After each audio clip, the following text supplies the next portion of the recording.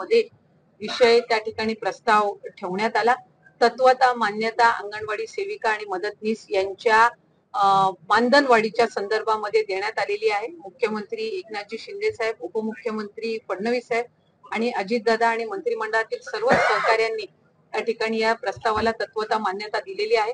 त्याच्यामुळे अंगणवाडी सेविका आणि मदतनीस यांना नक्कीच मानधनवाढी संदर्भामध्ये आम्ही साधारणपणे त्याच्या संदर्भातला शासन निर्णय सुद्धा आम्ही लवकरच निर्गमित करत आहोत।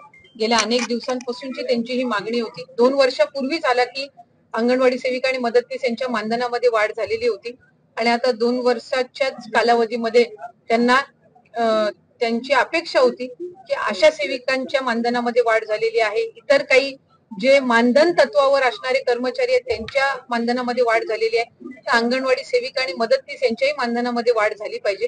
त्याच्यामुळे ती आम्ही करत आहोत। त्याच्यामुळे त्यांच्यासाठी निश्चितपणाने एक आनंदाची बाब आहे।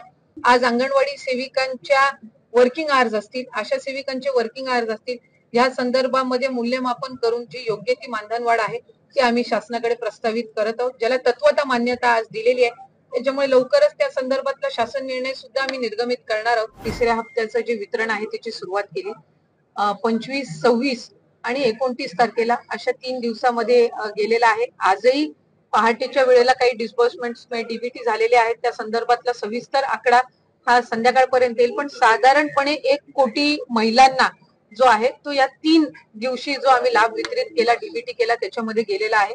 आणि याच्यामध्ये जुलै आणि ऑगस्ट महिन्यामध्ये स्क्रुटिनी अभावी ज्या महिलांना लाभ मिळाला नव्हता त्यांना जुलै, ऑगस्ट आणि सप्टेंबर महिन्याचा असा 4500चा लाभ वितरित झालाय। काही महिला आहेत ज्यांना जुलै आणि ऑगस्ट महिन्याचा लाभ वितरित झाला होता त्यांना सप्टेंबर महिन्याचा वितरित करण्यात आलेला आहे। त्यामुळे अशा पद्धतीनं ते आहे। अजूनही अनेक महिला अशा आहेत ज्यांचा आधार सीडिंग झालेला नाहीये आणि म्हणून त्या पात्र असून सुद्धा आधार सीडिंग न झाल्यामुळे त्यांना लाभ मिळत नाहीये। आम्ही आजही मंत्रिमंडळाच्या बैठकीमध्ये सन्माननीय मुख्यमंत्री महोदय, दोन्ही उपमुख्यमंत्री आणि मंत्रिमंडळातील सहकाऱ्यांसमोर हा अहवाल ठेवला की त्या जिल्ह्यामध्ये त्या पालकमंत्र्यांनी आधार सीडिंग मुळे ज्या महिला लाभापासून वंचित राहिलेल्या आहेत त्या संदर्भामध्ये अधिक लक्ष केंद्रित करणं गरजेचं आहे। 3,19,000 पर्यंतचा हा सरकार पेपर झालेला आहे। हे साधारणपणे काल प्रशासनाच्या स्थानिक प्रशासनाच्या रात्री हे निदर्शनास आले की मुख्यमंत्री माझी लाडकी बहीण या योजनेअंतर्गत एका व्यक्तीने जवळपास 37-38 अर्ज वेगवेगळे आधार कार्ड जे असतील, वेगवेगळ्या ज्या इतर शासकीय योजना आहेत जशी रोजगार हमी योजना असेल, इतर काही योजनांसाठी जे आधार कार्ड आणि फॉर्म्स असतात त्याच्यातून त्यांनी लाडक्या बहिणीचे अर्ज भरून आधार कार्ड आणि अकाउंट हे वेगळे आणि नावं महिलांची अशा पद्धतीनं अर्ज भरून त्यांनी घेतलेले होते। काल स्थानिक प्रशासनाच्या ते लक्षात आलं आणि आत्ताही तिथं तहसीलदार आणि इतर सर्व अधिकारी हे गेलेले आहेत।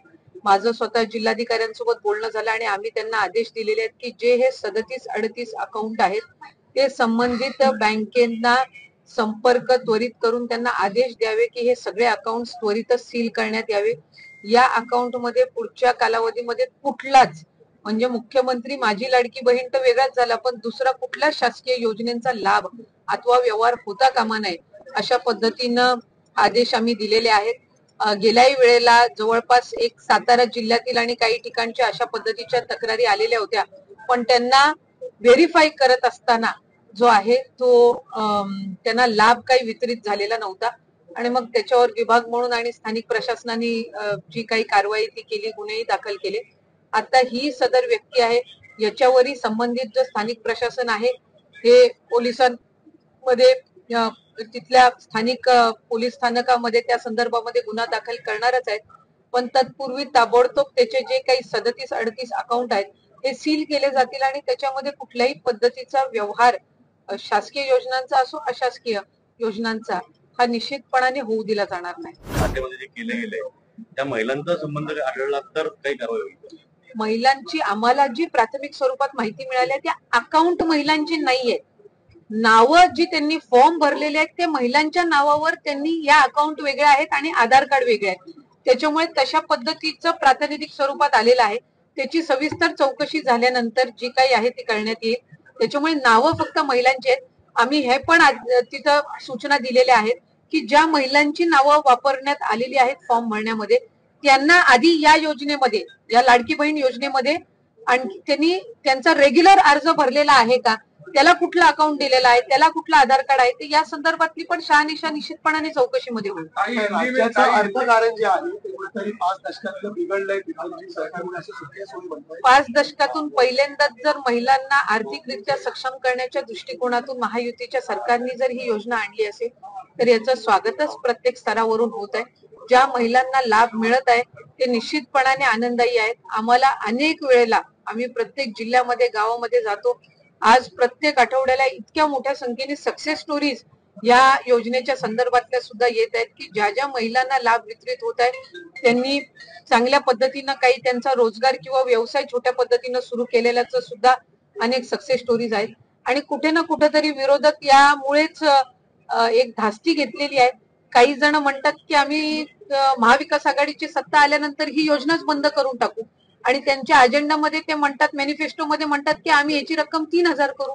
त्याच्यामुळे ते स्वतःच गोंधळलेले आहेत की या योजनेवर टीका करायची का ही कंटिन्यू ठेवायची. त्याच्यामुळे या गोंधळलेल्या परिस्थितीमध्ये ज्या लाभार्थी महिला आहेत त्यांचं निश्चितपणाने आम्हाला जो मिळणाऱ्या प्रतिक्रिया ते ह्याच आहेत की ही योजना महायुतीच्या सरकारने आणलेली आहे.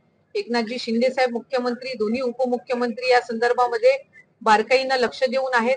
ही योजना बंद करण्याचं कुठलंही उद्दिष्ट महायुतीच्या सरकारचं नाही आणि चांगल्यारीत्या महिलांना सक्षम करण्याच्या भूमिकेतून ही आणलेली आहे. ती अशाच पद्धतीनं चालू राहावी अशी सगळ्यांची इच्छा आहे. खरं तर गडकरी साहेब हे फक्त आमच्यासाठी नाही तर महाराष्ट्रातल्या तमाम जनतेसाठी एक आदरणीय व्यक्ती आहे.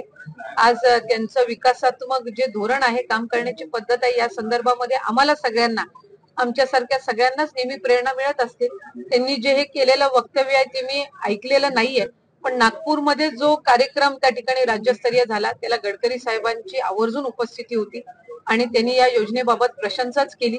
उलट त्यांनी असं म्हटलं की ह्या योजनेतून अधिक चांगल्या पद्धतीनं आपण फायनान्शियल महिलांना स्टेबिलिटी कशी देऊ शकतो आणि त्यांना कायमस्वरूपी यातून उत्पन्न चालू राहावं, या दृष्टिकोनातून आपल्याला काय त्याच्यामध्ये इन्व्हेस्टमेंट करता येतील, त्यांना काय प्रशिक्षण देता येईल, या संदर्भातच मार्गदर्शन त्यांनी आम्हाला केलं.